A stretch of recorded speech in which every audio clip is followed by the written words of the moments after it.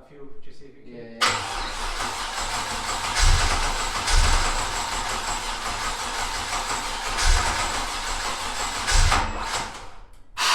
Backfire. Oh, was it? Try again.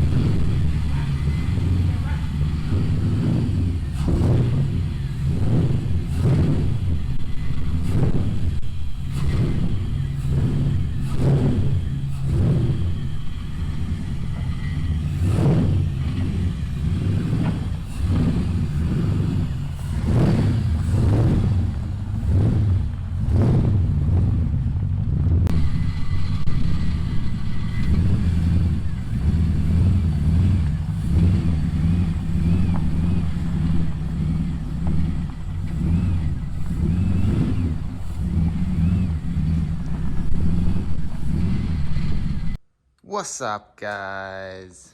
So it's been a while since we've seen this beast. It's the MX5 V8. It's been in storage. The customer's been sorting out a new business venture, so it's been on hold for a while now. In fact, it's been on 2 stages of hold.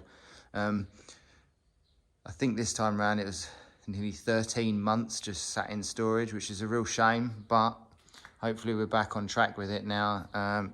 I mean, it was almost done last time to test state anyway. So it looks pretty smart now. I've got the bonnet on it. And the bumpers are all on. Take you around.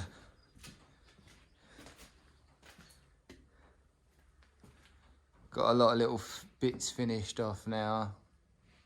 There's some things I'm not overly happy with, like the rad size is too big, but that was down to a miscommunication with the guy making the rad, or it went through me to the customer to the guy making the rad, ended up too big, but it's in there. It sits a little bit above where it should really, but we've got everything else, and obviously we had to jack everything else up to make sure that it was as high, so we didn't have airlocks and things. But it's looking pretty good now. Had to jack the bonnet up at the back slightly to give it a little bit more clearance at the front end, so it dipped down and met the bumper. The bumper's obviously just sagging a little bit. It's only got one zip tie holding it on, and it's not even got the bolts in the wings. But she's wide. Pretty much the widest truck I've had on here. I think this is about as wide, if not slightly wider, than a Range Rover, like the new Range Rover Sports. Back's obviously a lot skinnier. Just put a base set up on it so far, geo wise. But it looks pretty good now. Pretty happy. We've just done a lot of finishing off with the wiring. I'll show you inside in a second. We'll get under the engine bay. There's still a little bit of finishing off to do. I've got to put the duct system in with the filter. We're actually going to run it right round. It's going to sit in this gap down here, just in front of the AccuSump. It's probably the best place for it. I don't really want to tuck it over here. It would look a bit janky. Obviously, that's not an MX5 engine. That would be an LS1 V8. I think 5.7. Got the remote reservoirs for the pedal box. And obviously the rad's in the rear, as you've just seen, and this is all the alley piping that runs through. So it's a pretty stock engine. We've just blocked off a few bits for the heaters and things like that. Made a custom housing to have the inlet the water return come straight in. But all looks pretty good.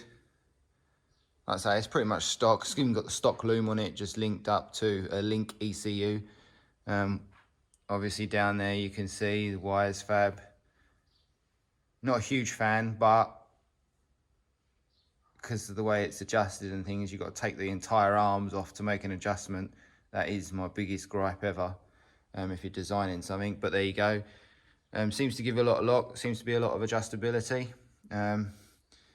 It's pretty fast steering, so how nice it's going to be on a track day. Yeah, I'm not sure it will actually feel that great, but we'll see, we'll see. And in there, not that you can see hugely, but they are some very nice quantum coilovers. I think the fronts are 4-way adjustable, high and low speed. Pretty suspension.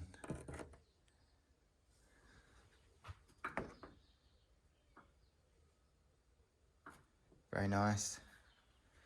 Bit of fettling to get it to fit correctly, as they didn't have anything for the MX5, they just had RX7 stuff. And obviously with the Wisefab there was a few changes that needed to be made. So yes, fairly stock. We've got the induction system obviously, we've got some stainless steel headers, we've also got a straight through exhaust system, all stainless steel. It has got a pair of silencers on it. They're not that efficient, let's put it that way. It's still fairly quite loud. And because of the new rear subframe or modified subframe, I'll show you in a minute, but we've had to currently stop at the diff, or just in front of the diff, just because there's no real clearance. If we can get some flat tube, then possibly we can run it under and come further out, which would be my preference. But we just stopped it where it was at the minute. So there's a couple of extra little bits on this. This is the clutch bleed line, which is still not bled 100%. And then we've got the Radium fuel pressure reg. We've got 2 inlets and 1 return, because this obviously will get a pair of billet fuel rails, and then we'll have a feed for each one and we can return off. So that's why that setup's like that. At the minute we're just plumbed into the stock rail system. Obviously the rail's got a damper in it, which is nice. So we just plumb straight into that. It's almost like a non-return system for the fuel rail system, but the actual, it's all there. Stock injectors, everything like that. So it's literally a completely stock LS1. We've also got the AccuSump system. Whoop. The AccuSump pre-oil system. So it's pre-oil and anti-surge, all in one. You just flick a switch on the dash, and once you've left the car for 6 months, flick a switch on the dash and it pre-oils the whole engine, which is really handy. And then obviously stops any oil starvation as well. Gives you sort of like, I mean, this is a slightly smaller one to what we've run before, but in this engine I would imagine it'll probably give you a good 10 seconds of oil surge protection. So probably almost the entire time of a drift run. Maybe they're getting a bit longer these days, who knows. But that's all plumbed in. Also got an electric water pump as well. Run the stock water pump, which does fine, blows through the electric water pump, no worries. But it's just for cooling down after you've run and switched off the engine. You can just keep that water pump in, reduce hot spots. We will set that up with the link, with the PWM, so we can actually pulse it correctly. So the Link ECU, I just run round. Got the link in there. We've got a massively oversized fuse box, but it's all for testing purposes, really. Just like to keep monitor on top of things. Obviously, all the wiring needs tucking away and wrapping up, and yeah, there's loads to do. It's all just loose wires at the minute. I just want to get everything tested. Once it's tested, then we know what we need, what we don't need. There's still, I mean, there's fuel pressure sensor there, can't go anywhere currently. These are the outputs for the exhaust gas temperature. Still got a wiring, reverse lockout solenoid for the gearbox. Yeah, plenty of stuff. Wide bands have still got to go on. Obviously I'm going to use the dyno wideband for tuning, but yeah, it's just plenty. 3 fuel lines, so 2 feeds, 1 return. We've made a little boss to come out of the stock sender unit because obviously it's a plastic unit. Can't put AM fittings and things like that on that. So we've made up this little plate to cover everything up. It's all sealed, and then you've got your lift pump, which I think is a high pressure lift pump, but obviously it'll be under low pressure scenario, feeding a surge tank, yes. And obviously down here we've got all our water lines. The battery is actually tucked right down in there, and that's where the stock seat belt mount is. And obviously I've got an Anderson plug, as the batteries don't really like to take a pounding when you're trying to set them up. That box there is where the fuel filler is, and that comes out up the back here. Would be nice to change this setup at some point, but cost of a quick fill is way outweighed at the minute. And you can just see the filter system down there. Underneath we've got the arm kit, which is from an RX7, and we've got the beautiful quantum suspension again, really nice. And unfortunately where the exhaust exit currently, there's just nowhere really to run the exhaust that I'm happy with currently. Obviously we want to keep the size up. I don't want to wrap them around the diff, so I'm not entirely sure where we're going to go with them yet. This is a stock rear subframe that's been modified to fit the 350Z diff in. That's what the customer wanted in there. For now, just a welded 350 diff. But let's see if we can get further under and you see the rest of the system. So we got what? We got an X piece in the middle. Not that you can see it, and I can't get any lower really. And then the 2 large silencers, but they're obviously quite thin. They don't take out much noise, I must admit. And then the diff. All the arms are just locked off with blocks at the minute. This is all going to be tidied and sorted. We're going to have this rear subframe acid dipped and zinc passivated. And if I go up, you can possibly see the radium and the nitrous bottle. We've got no door bars currently in the other side, as I wanted access for the tuning purposes, being able to get into the wiring system and things like that. But it will have a door bar system just like this one. It goes right out into the door. There's plenty of space for the driver. We've got the, I think that's an OBP, yeah, OBP pedal box system, which has been a bit of a pain, but again, not too shabby. Still got some labelling to do on the centre console. Quite a nice handbrake, hydraulic handbrake system. In fact, really nice. So innovative racing parts, yeah, buy that. Really nice. Save all these eBay China wannabe handbrakes that just bend and fold and move, and then even if you remake a handle, this is just a really nice little system. Obviously you can fab something just as nice and strong, but yeah, sometimes it's just easier to buy.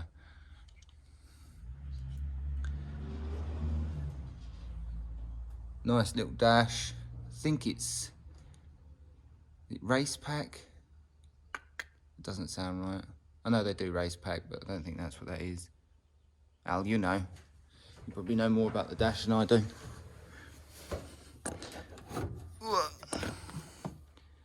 Hey. It's quite nice. I mean, for an old school sort of calculator look.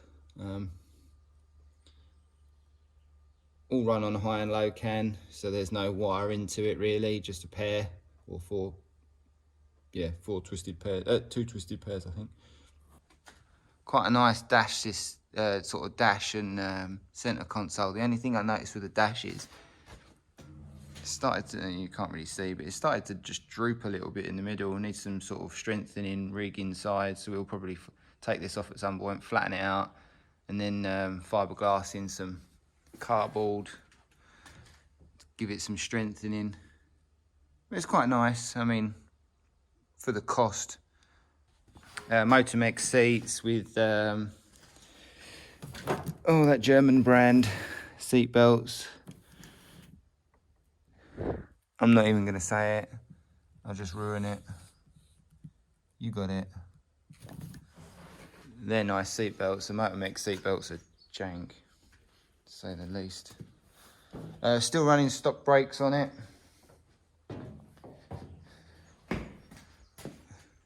Although because we're running 350 diff, we're running 350 drive shafts, so we've had to swap out bearings and swap out discs to suit. But they're just another disc off of another car that fit on this. Fairly straightforward. And we're running completely stock brakes at the front. Joy. But this is a drift car, and currently I don't see the worry of the brakes and things like that, just for testing. I'm hoping to get it on the dyno in the next day or so, just to get light load and idle and things like that tuned, and just make sure the rotating mass and everything is fairly decent without vibration. Obviously it would be in the dyno room if it was finished, but it's not. So we made this little hang bar the other day, nice and flimsy, but certainly holds all the cables in. So I've got all the dynos set up now. It's been in storage or not used for 3 years, 4 years, maybe even more, since I last took it to a show. So but everything seems to work, which is nice. Gave it a service. I'll throw some pictures of that up. I've also made a few little bits and bobs, nice footprint there that I just made. Because the exhausts come out just behind the diff, or just in front of the diff, should I say, I've made this plate so it doesn't burn my dyno up. And I also made these, because reversing off this, you've got one free running and one brake roller. So if you want to go off that way, so if we reverse this car back, you try and power over that and it's a pain in the tit. So I made these 6mm plates up, quite decent. So we'll be able to actually get it off over the dyno without actually powering over it, instead using the momentum and the mass. So we're going to get this thing weighed today. So we're going to see what it weighs. I've bet that it's going to weigh in at, as it currently stands, so we're still missing a few bits and bobs. I've hazarded a guess at 1,112 kilos, so 1,112 kilos, and the owner, who I'll post up a video of now, is saying that 1,083. There's 20 litres of fuel in it roughly, so that's completely as it stands. So we're missing a couple of door bars, we're missing the air filter system, although I might drop that on. Obviously that's, you know, half a kilo, whatever. We're missing a few little bits off of it. Just trying to think what else there is. Kit, side skirts, windscreen for sure, filter system. And that's about it. The other seat, although he's probably not going to run the other seat very often. Although I think he should, so I can go in the car. Or he can sit in the passenger seat. I don't think there's much else to go in. I'm pretty sure there's not. So this is the results from the scales. We ended up at 1,090 kilos. So I'm going to say that's basically in the middle of what we both said. Now obviously we're missing a bunch of stuff as we've already gone through. The car is actually flat, so there's no rake whatsoever, where there probably will be some rake later on. As I said, we've only got 20 litres of fuel in there, which turns out we had about 15 litres of fuel, so you could add that up. I think fuel's 795 or 785 grams a litre, so you can work that out. But what's really interesting is how well the car is balanced just as it sits. So alright, we got a 50.2% cross weight, that's alright, but the left to right and front to rear is really interesting. As you can see, the numbers on the left side you got 550, and on the right that's going to make it 540. That's a pretty balanced car. It's a little bit heavier on the left hand side, but we're going to need that weight for when the driver gets in. Front to rear, what's the front? 587, that's going to make the rear 503. That's pretty good, 53.7%. And when we put the other seat in and the roll bars that have got going for the door bars, that's going to bring that really close because they're quite far back. That's a very, very well balanced car just out of the pot. I don't know what a stock MX5 is, obviously. I would imagine the LS1 is probably slightly heavier than the stock Duratec, is it in one of them? It's a Ford engine, I believe, but nonetheless I would imagine it's a little bit heavier, even if it's not, you know, close to. But that's a really nice setup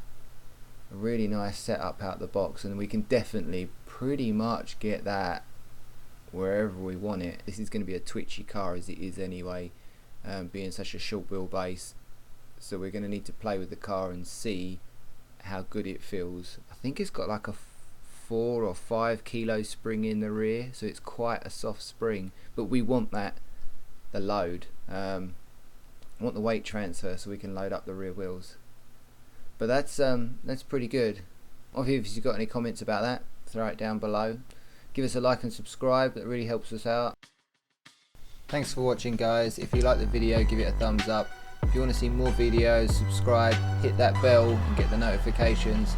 You can also check us out on Facebook, the link's going to be in the description. Thanks for watching, and we'll see you soon.